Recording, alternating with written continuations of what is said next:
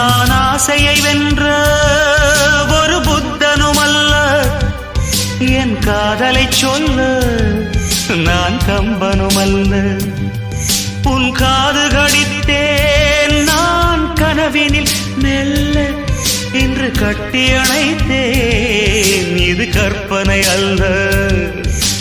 அடிமனம் தவிக்கும் அடிக்கடி துடிக்கும் ஆசையை திறகிவிடு, இருவிழி மயங்கி இதழ்களில் இறங்கி உயிர் வரை பரவிவிடு.